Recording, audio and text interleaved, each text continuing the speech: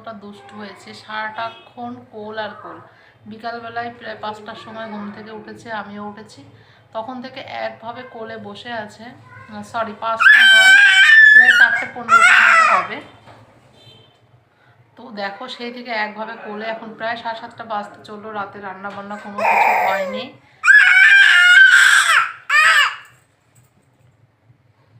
চলো bye bye, এখন ওকে শুয়ে রেখে চলে যাবে।